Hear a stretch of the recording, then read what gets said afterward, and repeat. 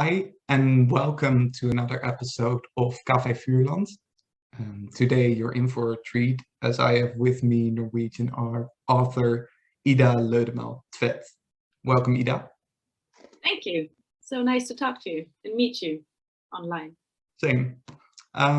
Today I will be interviewing you about your book, Marianentrog, which was translated into Dutch last year and published under the name sleepnet in the Marianentrog.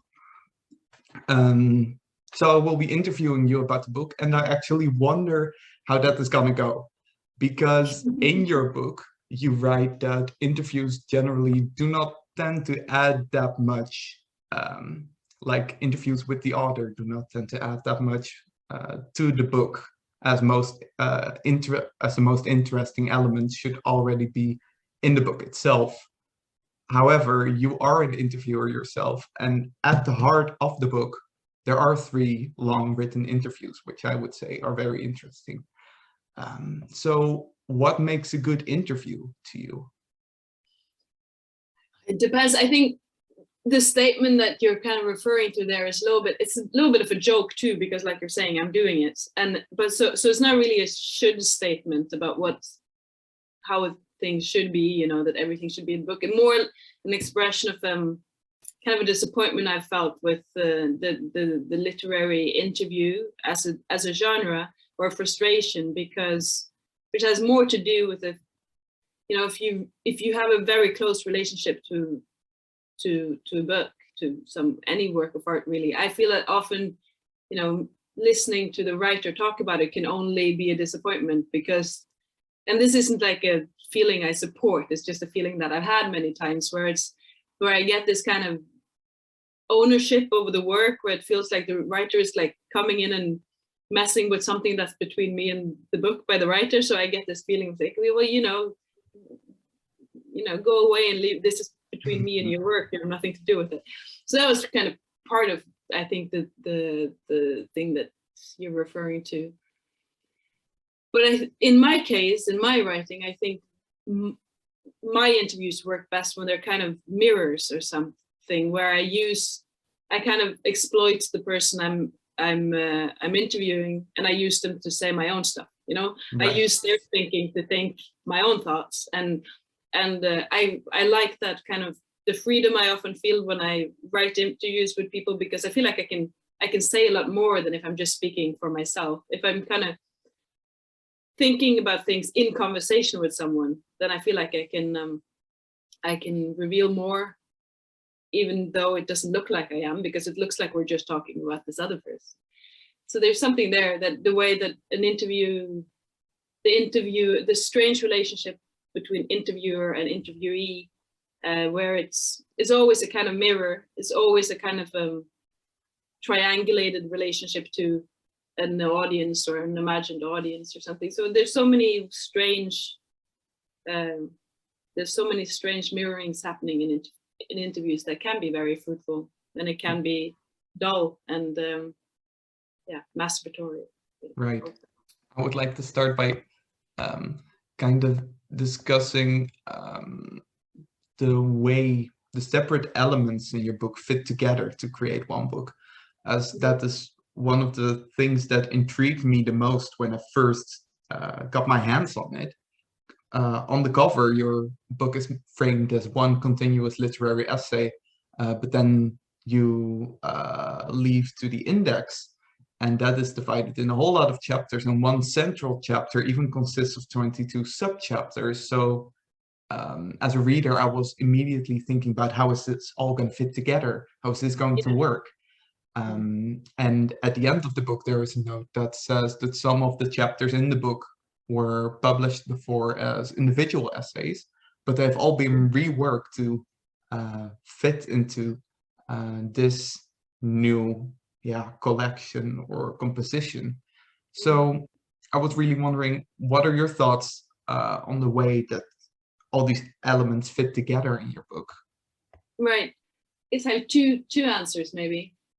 So the calling it one essay, for instance, that was more of I guess it was meant a bit as a provocation in a way, because it's not one essay, but I can argue that it is, and I'll get to how I can argue that it is, but if kind of a first point there for me is to kind of start again with a kind of a claim that the reader can either go along with or not. So the kind of it begins with a, you know, are you going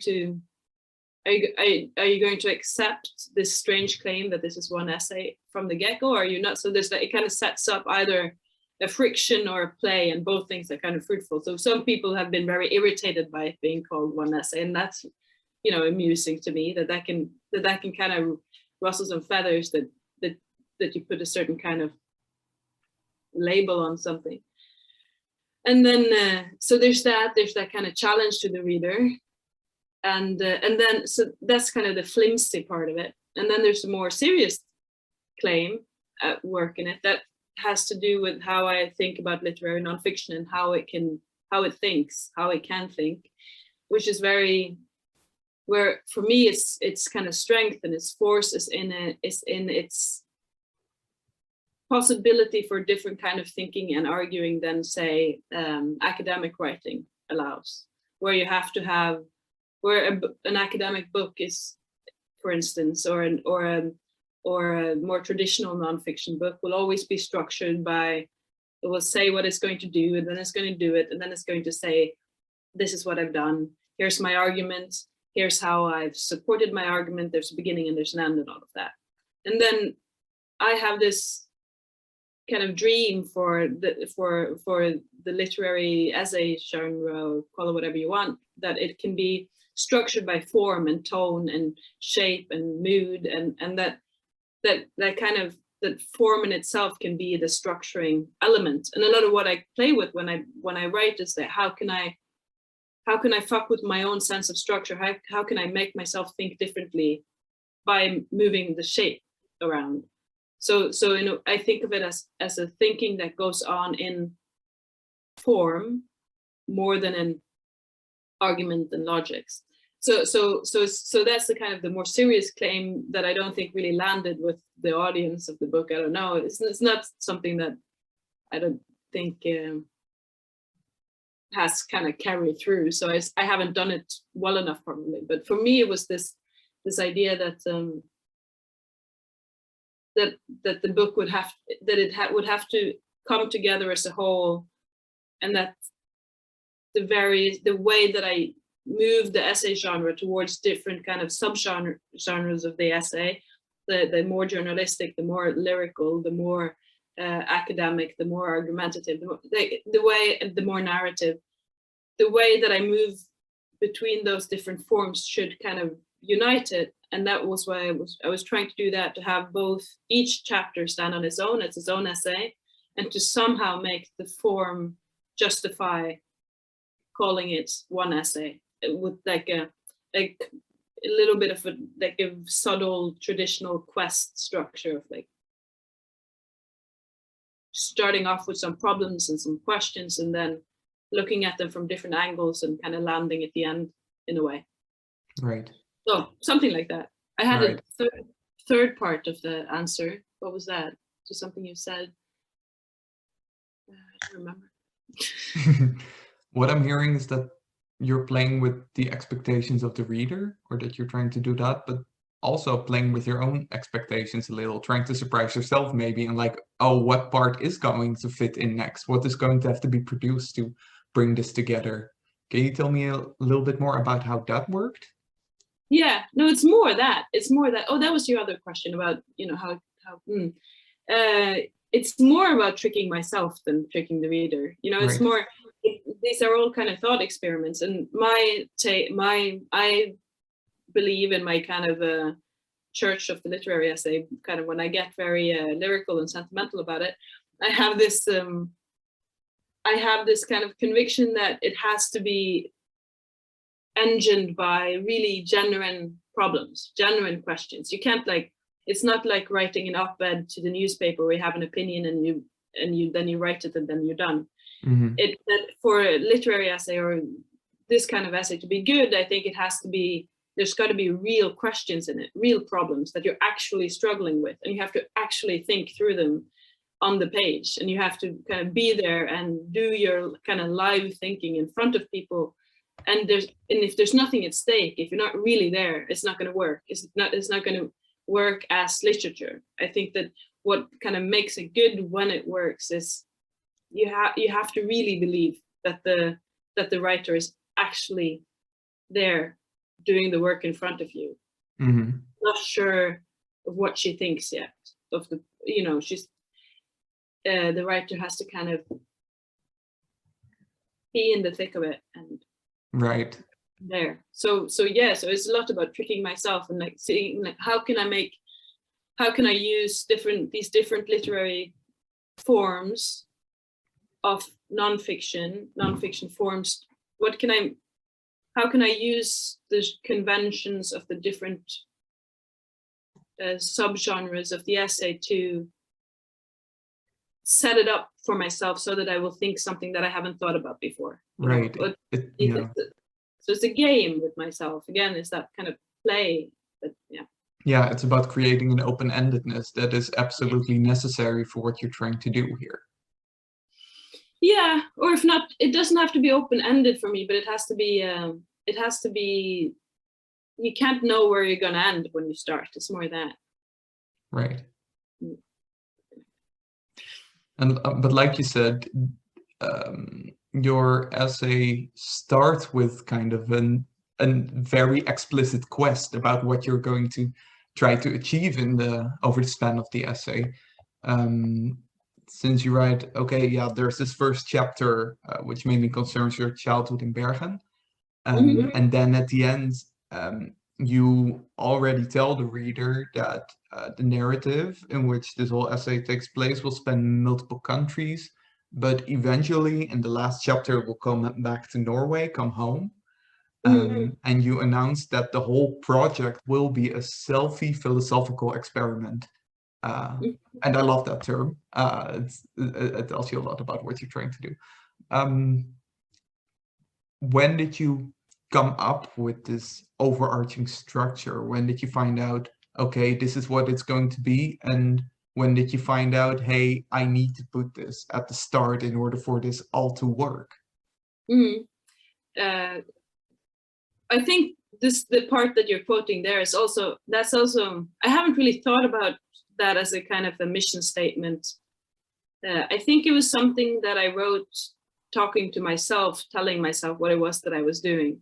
And I always write the beginning of everything I write at the end. So that part, that's from the first chapter, and I wrote that very late in the process, kind of trying to reformulate my questions to myself, which is always kind of, that's the work. You're kind of constantly trying to figure out what it is that you're asking and why. Mm-hmm. So that, I think that came in there, and the book took, and I think this is how it's also a statement of not just for the book, but for what I want to do. I want to write more books, and it was also a feeling of kind of getting some kind of clarity about what it is that I'm up to with this, with thinking more kind of long term about what it is that I want to be doing. But anyway, the book took shape over a bunch of years. I think the oldest stuff is the oldest stuff in there I wrote when I must have been 24, and I'm 34 now. So I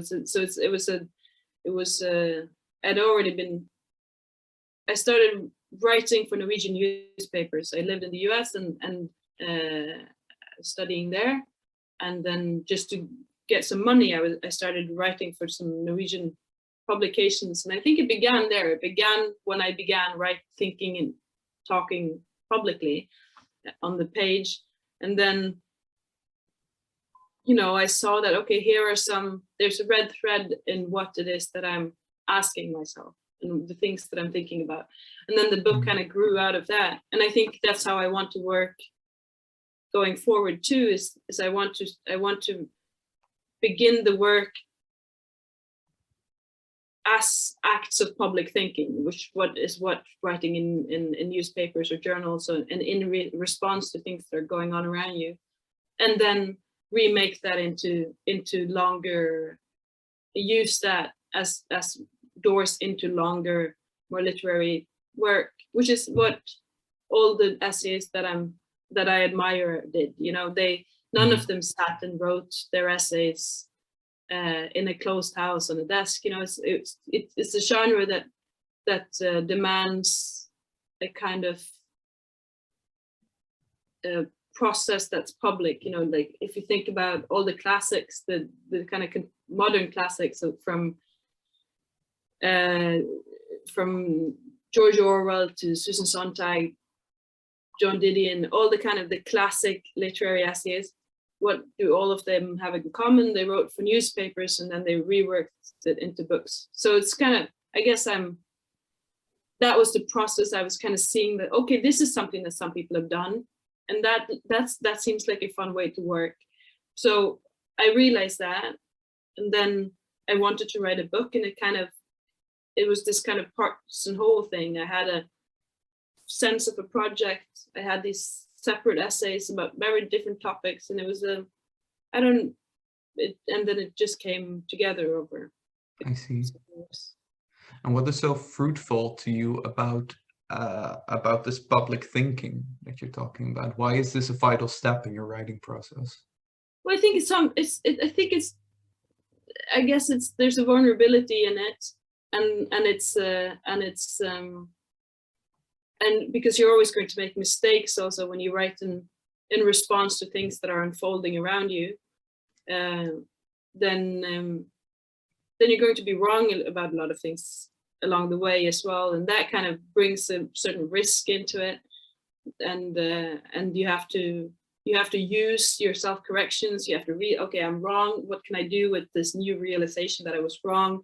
How can I rework it in an interesting way? So kind of the world will interrupt you and correct you as you go along, and you can't ignore it, because then the text is going to be shit. So you have to kind of, which is the kind of the beautiful, the kind of the limitation and the possibility of writing nonfiction instead of fiction, right? Is that in nonfiction everything can happen, and no, in fiction everything can happen, but everything can't happen because some things in reality are, for instance, too fantastical. So if you wrote it in fiction, it would just be bad fiction because it wouldn't be believable or whatever. But in nonfiction, you have the world happening, and you can use all its unlikely events, and you can be you're kind of just constantly being pushed and pulled by events, and I think that's fun. I guess it's fun, and I guess in a way, in a kind of intellectual masochism too, because you're just going to, you have the kind of the thrill of laughing at yourself and your stupidity at every step. Like, oh, that was, I listened to this commentator without, I don't know, never mind. But yeah, there's something fun about that. Yeah, what you're saying now, I think, strikes true to what you said earlier about having to have a genuine question as a nonfiction writer. It sounds like in public thinking and writing, you're putting yourself on the spot right there. You kind of have to. There's no way out. There's no back door, really. No. Does being abroad and writing from that situation, being abroad, come into play there as well?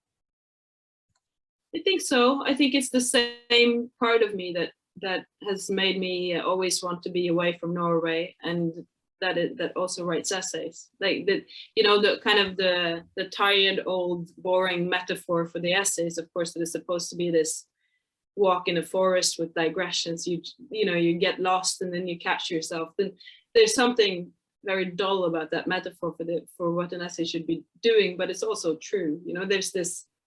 There's the element of quest, getting lost, returning,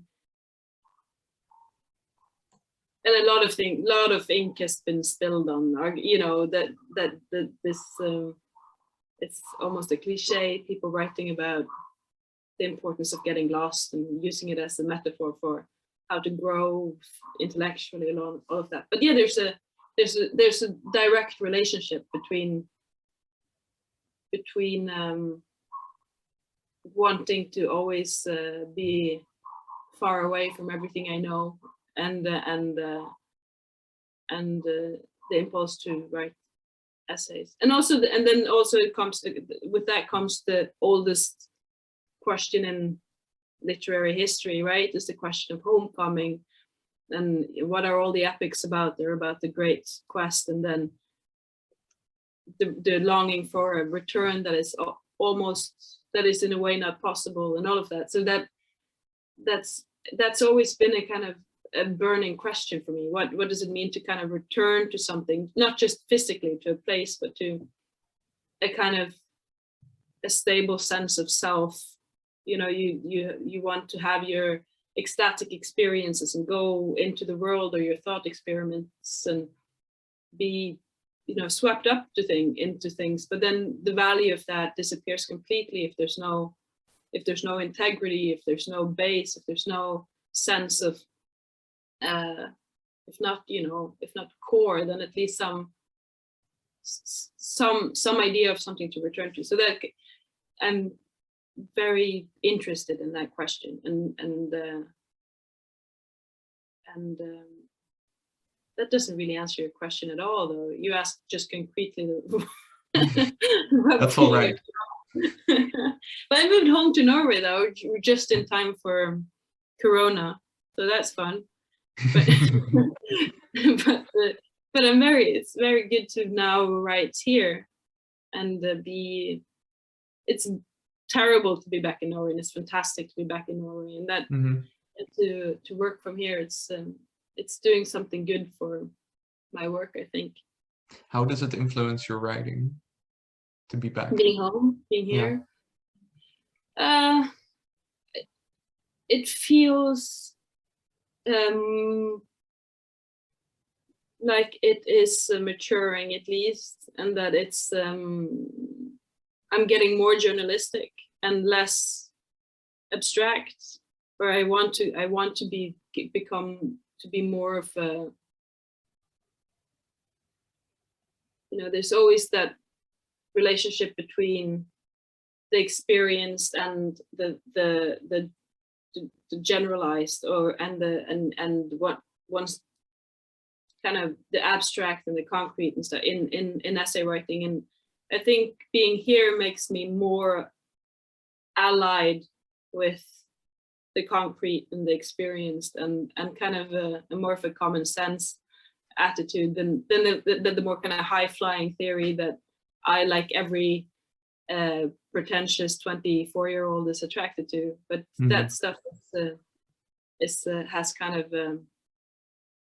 lost its grip on me, which is freeing, and being home is part of that too. It makes it, yeah, there's something. So you think it's a positive development, and you feel like your writing has possibly grown with you as a person, maybe, in that sense? I mean, I can only hope. I don't know. I never have a feeling of whether things are good or bad, the stuff that I write. But I have a feeling that it's you know, something is going on, and that's interesting enough. You know, there's movement and change, and I don't feel. Yeah, I feel like I'm in a very kind of robust phase, writing wise. But if that will turn out in good writing or bad writing, I have no idea. That will be, other people will have to judge. Sure. I have to say that the way that I read your book, I am in complete awe of it. I have to admit, and and I think that what you're saying right now, striking this balance, but what can you get away with, and what works and what doesn't? I think you knocked it out of the park here. And that's mainly because I think it comes back to what you said at the start of the interview, how genuine the question is. There's a whole variety of types of texts and tones in your book. Sometimes it gets very philosophical, and I, as someone who is not necessarily philosophically inclined, I have a hard time working through that, but I still always appreciate it because I know how I can sense how fully invested you are as an author in that. And then there's other times where you might classify it as sentimental when seen through a particular lens, but somehow it works in the whole construction. And I think that's really impressive. And but the thing that's been on my mind since I reread the book last week is how this whole structure comes across to me as something that I would call grotesque. Like, it's so much, and it has so many different shapes and so much information. It's so dense, but also so whimsical in a way that's great, but also scary somehow. I love that you use the word grotesque. That's great. Yeah, it was a really intrusive thought, an intrusive word that came across my and then I couldn't unthink it. And I mean that in the best way possible, of course. I take it in the best way possible. So, no, it's the maximalism, I think. Yeah. I think I'm a maximalist, and that's great that you like it. I don't think everybody likes it. You know, it's right. Because it's of course. But yeah, I like the piling things up on things, and it's just temperament and taste, and that's not like a style choice. That's just I guess I'm just a little bit grotesque. Right. But still, I wonder how did you land this, in the sense that I can imagine I love this. I would love to write something like this, but I can already envision myself being held back by the idea of something. It's very ambitious. So how did you go about that? Again, that's just, I mean, people's work just takes on the form of their moods and their temperaments, right? I think it's I mean, like I said, these are things that I've various things that I've written for newspapers and over a lot of years. So it's not like I sat down and wrote. That would be I don't really know what to say to that, because it's such an I don't understand how I could.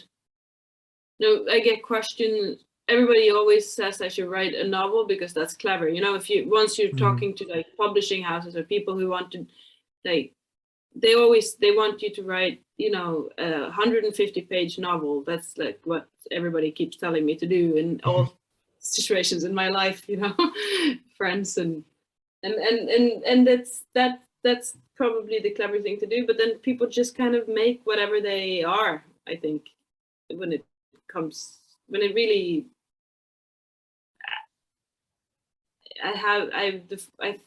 I'm a bit of a romantic in how I think about form in that sense. I don't, because nothing ever feels like conscious choices on that level. That was a bad, vague answer. I'm sorry. No, so what I'm getting is that there wasn't really any space for doubts, in the sense that it just felt natural to. Yeah. And it's just growing out of I'm imitating the people I'm reading. So I'm, like I said, I was in that setting of being kind of sinking down into this very American essay tradition and just soaking in that and just swimming around there. And then the book became that, imitating the people that were my heroes at the time. So yeah, it's a conversation with those people, which is what I feel more and more that writing is, and especially now more than it has been before. It feels like I watch this. I feel like I'm talking to the people who I read, and there was this, the Norton lectures. Laurie Anderson had this series on YouTube. Was it last winter of lectures, or was it this winter? I don't even know. These 2 years have been so strange. And she had this. She talked about how, all your artistic heroes, especially all the dead ones, that you should just imagine them as this kind of tree over your desk. She didn't really say that's how I'm imagining it. And you can just they're just there, and you can just use them and talk to them because they're dead, so they have nothing better to do.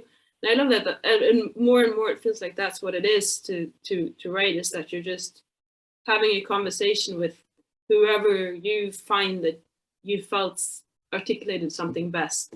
And then you get to speak to them, even though they're far away, or they're dead, or they're from 3,000 years ago, or they're from the other side of the planet. And you get to kind of sit and talk only with the people who resonate the best with you. I'm even further off answering your question now. I don't think so. So but that's you're saying more that, but I feel like I'm following along, in the sense that it sounds like it's mainly a conversation that's guiding you in a way.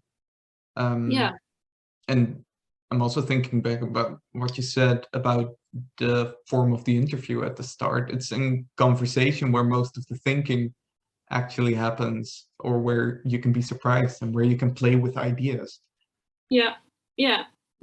And then you can you kind of find out as you go where you need to go to get better answers, or to ask your questions in better ways. And that's kind of, I think that's the whole work of essay writing, is you're just re-articulating your questions, trying to find out what it is that you're trying to find out, and who you need to speak to in order to get there. And, right. So I'm very curious to see, where are these conversations leading you right now? What's next? I've been working on the next book since early 2019, and it's also an essay. It's not completely foreign in form and shape, but it's very different it's more populated by people, and it's more, so it's in a way more journalistic, and it's me kind of traveling around. So it's more, it's the most difficult thing I've ever done, the thing I'm working on now. And I'm not really ready to talk about what exactly it is. No, sure. But it's I don't know if it's good, but I know that it's something, and that it's it's been very difficult and very interesting for me, and strange, because suddenly you got this plague thing going on, and which made writing into a very different activity, and my circumstances became very different than they've been. So it's been a strange writing project, and it's coming. I'm seeing the end now. I'm hoping that it can come out by the end of the year, but probably it won't be until the beginning of next year. It's a terrifying and fun thing to work on, in any case. I can imagine. Well, I'm at least looking forward to it. And in the meantime, like I said, I reread the book and I completely fell in love with it again. So I will be rereading it for sure. I don't doubt that. Thank you for reading, and thank you for this. It's very sweet. Of course. Thank you for having this conversation with me. I thought it was very interesting, and it gave me a lot of, different insights again to what is in the book. So that concludes our interview. Thank you for watching, if you're watching at home. And I lastly would like to urge you, please buy this book and read this book. It's so good. If it's not clear that I love the book, I think it is now. So thanks a lot, and we'll see you next time. Bye.